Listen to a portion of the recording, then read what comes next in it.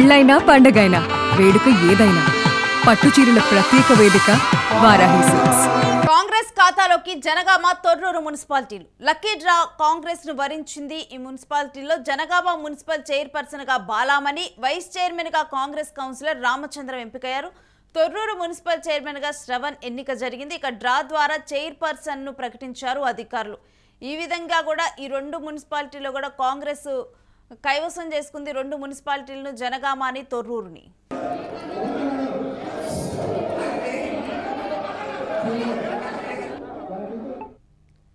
ఇక ఇదే అంశం గురించిన డీటెయిల్స్ మా ప్రతినిధి సతీష్ అడిగి తెలుస్తున్నాం. సతీష్, జనగామ మున్సిపల్ చైర్పర్సన్ ఎంపిక గురించిన పూర్తి డీటెయిల్స్ ఏంటి?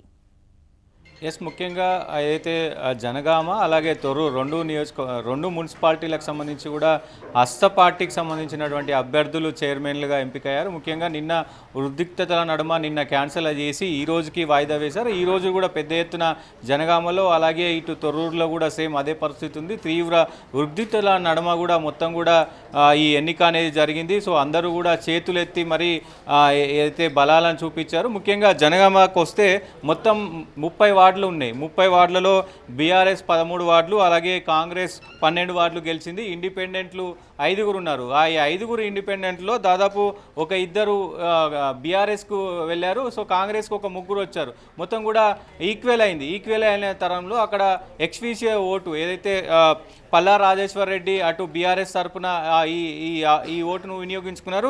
ఇటు కాంగ్రెస్ తరఫున మొత్తం కూడా చామల కిరణ్ కుమార్ రెడ్డి ఈయన వినియోగించుకున్నారు. దాంతోపాటు మొత్తం కూడా 16 అయినాయి. సో మొత్తం కూడా సమమైంది. సో మరి ముఖ్యంగా ఈ ఎన్నికలకు సంబంధించి కూడా పెద్ద ఎత్తున నిన్న ఈరోజు మొత్తం పరిస్థితులు ఎంత ఉద్రిక్తత నడుమ కూడా సాగిందో మనం అందరం చూస్తున్నాం. సో మొత్తం 16 సమసూచి ఉండడంతో సో ఎన్నికల అధికారి అక్కడ ఉన్నటువంటి మున్సిపల్ అధికారి డ్రా సిస్టంలో వేశారు. డ్రా సిస్టంలో చైర్పర్సన్గా కాంగ్రెస్ సంబంధించినటువంటి కడకంచి బాలమణి పేరైతే వచ్చింది. మొత్తం కూడా మరి కాంగ్రెస్ గెలుచుకుందని చెప్పుకోవచ్చు. దాంట్లో తొర్రూరులో కూడా సేమ్ అదే విధంగా మొత్తం కూడా 16 వార్డులకు సంబంధించి 16 వార్డులు ఉన్నాయి. బీఆర్ఎస్ 9 గెలిచింది, కాంగ్రెస్ 7 గెలిచింది. సో ఇక్కడ ఎక్స్ఫీషియో ఓట్లు అనేవి కీలకంగా మారినాయి. సో ఎవరైతే ఈ కడియం కావ్య ఎంపీ, వరంగల్ ఎంపీ అయినటువంటి కడియం కావ్య అలాగే లోకల్గా యశస్విని రెడ్డి ఎమ్మెల్యే వీరిద్దరు కూడా ఆ ఓటును వినియోగించుకున్నారు. ఓటును వినియోగించుకున్న 9-9 డ్రాగా ముగిసింది. సో ఈ 9-9 డ్రాగా ముగడంతో సమం అవడంతో మళ్ళీ ఇక్కడ కూడా సేమ్ డ్రా సిస్టంలో డ్రా చేశారు అక్కడ ఉన్నటువంటి మున్సిపల్ అధికారి. సో ఇక్కడ కూడా సేమ్ అదేవిధంగా కాంగ్రెస్ సంబంధించినటువంటి తూనం శ్రావణ్ అనే వ్యక్తికి అయితే వార్డ్ నెంబర్ ఆయన. సో ఆయనకి ముఖ్యంగా ఈ చైర్మన్ పదవి అయితే వచ్చింది. సో ఈ రెండు మున్సిపాలిటీలు కూడా మొత్తం కూడా కాంగ్రెస్ హస్తగతం చేసుకుంది. సో ఇప్పటికే పలు మున్సిపాలిటీలను దాదాపు ఈ వరంగల్కు సంబంధించి 12 మున్సిపాలిటీలు ఉన్నాయి. 12 మున్సిపాలిటీల్లో మొత్తం కూడా ఇప్పటికే 7 మున్సిపాలిటీ భారీ మెజారిటీతో కాంగ్రెస్ పార్టీ కైవసం చేసుకుంది. దాంతోపాటుగా ఈరోజు 2 మున్సిపాలిటీలు కైవసం చేసుకుంది. మొత్తం కూడా దాదాపు 5 చోట్ల కొద్దిగా గట్టి పోటీ ఇచ్చినటువంటి బీఆర్ఎస్ పార్టీ ఒక్క మున్సిపాలిటీలను కూడా కైవసం చేసుకోలేకపోయింది. దాంతోపాటు మొత్తం 12 మున్సిపాలిటీలు వరంగల్కి సంబంధించినటువంటి వరంగల్ అంటే కంచుకోట బీఆర్ఎస్కు ఉండేది. ఆ కంచుకోటలో ఇప్పుడు కాంగ్రెస్ జయకేతనం ఎగరవేసిందని చెప్పుకోవచ్చు. మొత్తం 12 కూడా కాంగ్రెస్ హస్తగతం చేసుకుంది.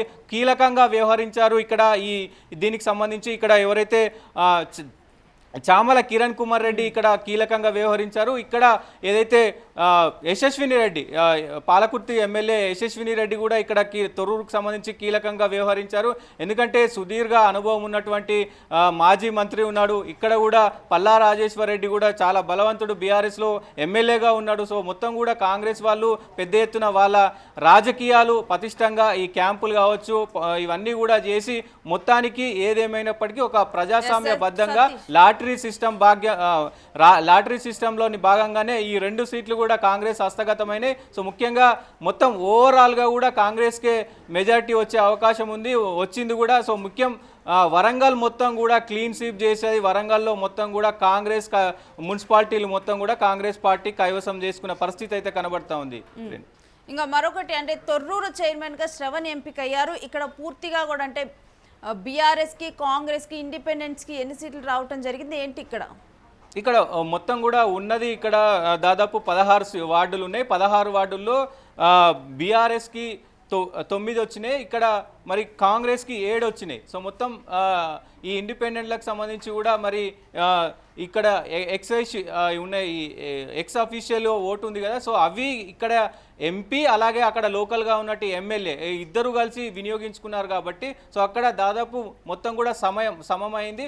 ఆ సమం అవడంతో మళ్ళీ డ్రా సిస్టమ్ ద్వారా కూడా ఈ విజయాన్ని అయితే మరి కాంగ్రెస్ పార్టీకి అందజేసిన పరిస్థితి అయితే ఉంది. సో ఆయన శ్రవణ్ ఏదైతే డ్రా తీశారో ఆ డ్రాలో శ్రవణ్ పేరు వచ్చింది. ఆయన కాంగ్రెస్ పార్టీ బలపరిచినటువంటి వార్డు మెంబర్గా ఉన్నారు. సో ఈ 2 మున్సిపాలిటీలు కూడా దాదాపు కాంగ్రెస్ హస్తమయం అయిపోయాయి. సో మొత్తం విజయాన్ని అయితే మొత్తం కాంగ్రెస్ పార్టీ ఇటు వరంగల్లో మొత్తం కూడా విజయం అందుకుంది. ఎందుకంటే చాలా 12 మున్సిపాలిటీల్లో మొత్తం కూడా 12కు రావడం, పెద్ద ఎత్తున కాంగ్రెస్ మొత్తం కూడా ప్రస్తుతం విజయోత్సవాల్లో మునిగిపోయి ఉంది. Renu right, stay with us Satish, మీ దగ్గర నుంచి మరిన్ని డీటెయిల్స్ తీసుకుంటాం. ఇక జనగామ, తొర్రూరు ఈ 2 ప్రాంతాలను ఈ 2 మున్సిపాలిటీలను ఇప్పుడు కాంగ్రెస్ సొంతం చేసుకోవటం జరిగింది. వరంగల్ ఏదైతే బీఆర్ఎస్కి కంచుకోటగా ఉన్నటువంటి వరంగల్ను ఇప్పుడు కాంగ్రెస్ కూడా పూర్తిగా కూడా అన్ని మున్సిపాలిటీలను సొంతం చేసుకుంది. లక్కీ డ్రా కాంగ్రెస్ను వరించింది. మున్సిపాలిటీలో జనగామ మున్సిపల్ చైర్పర్సన్గా బాలామణి, ఇక వైస్ చైర్మన్గా కాంగ్రెస్ కౌన్సిలర్ రామచంద్రం ఎంపికయ్యారు. తొర్రూరు మున్సిపల్ చైర్మన్గా శ్రవణ్ ఎన్నికయ్యారు. డ్రా ద్వారా చైర్పర్సన్ను ప్రకటించారు అధికారులు.